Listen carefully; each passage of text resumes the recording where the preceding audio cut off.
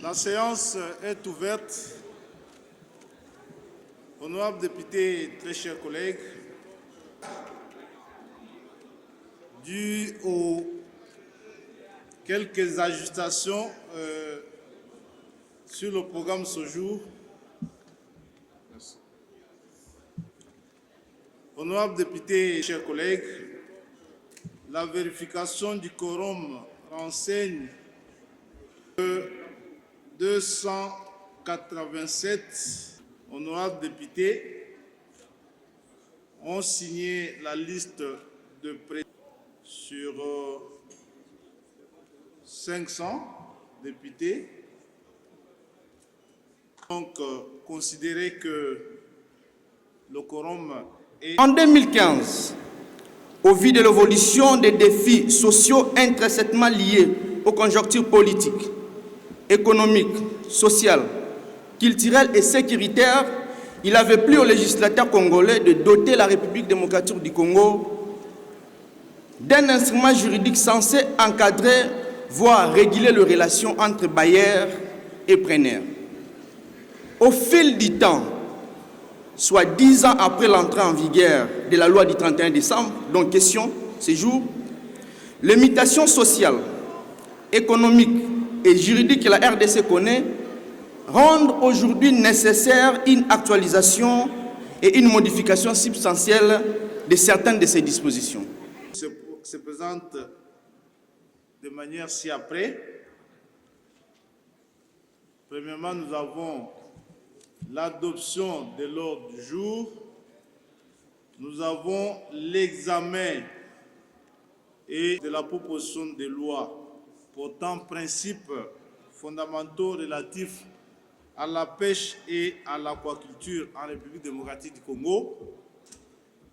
3. De la proposition de loi modifiant et complétant la loi numéro 15/025 du 31 décembre 2000 relative au baux à loyer non professionnel. Et ça sera ainsi terminé. Honorables députés et très chers collègues, une loi sur la pêche et l'aquaculture répond premièrement à un impératif urgent et immédiat, celui d'assurer à nos populations qui, malheureusement, en manquent cruellement, la garantie d'une sécurité et d'une stabilité alimentaire et nutritionnelle indispensable à leur survie. Merci beaucoup, Honorable Venance, pour la pertinence du texte que vous présentez sur cette question ô combien importante, surtout pour des grandes villes. Nous recevons souvent des plaintes et des locataires et des bailleurs, mais aussi de l'État. Il y a des gouverneurs qui se plaignent souvent que les provinces ont été amputées de leur droit de percevoir l'IREL parce que tous les bailleurs se cachent derrière les sociétés immobilières. Et disent... Donc il y a beaucoup de clarifications, je crois, à apporter sur toutes ces questions pour que notre habitat s'améliore. Honorables députés, très chers collègues, après les exposés des auteurs, nous allons soumettre les deux propositions de loi au débat. Et je pense que la République démocratique du Congo a beaucoup de problèmes à résoudre. Nous avons la question de l'Est, nous avons la question des anciens députés, et moi je parle pour la question des conseillers communaux. Mais peut se prononcer quant à l'adoption de cet ordre du jour.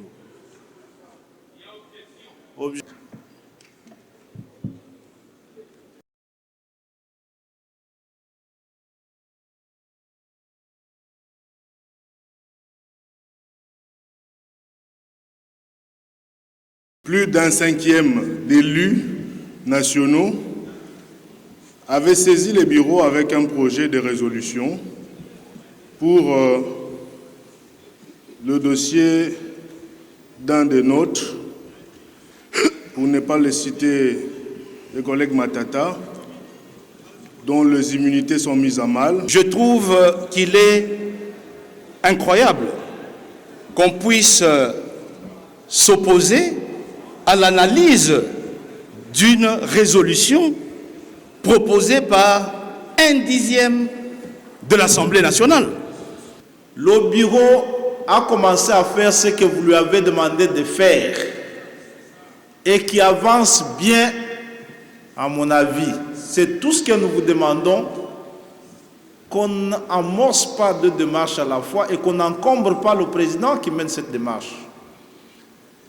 J'ai juste exprimé ici le vœu que vous compreniez qu'il ne serait pas du respect pour notre président si nous décidons d'engager ce débat en son absence, alors que nous lui avons confié une mission pour laquelle il a promis de nous faire les comptes rendus. C'est la compréhension à laquelle nous vous avons invité.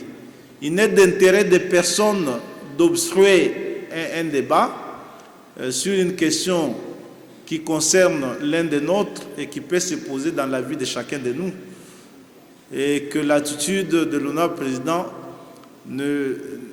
n'insinue aucun soupçon de nature à ne pas vouloir suivre cette question.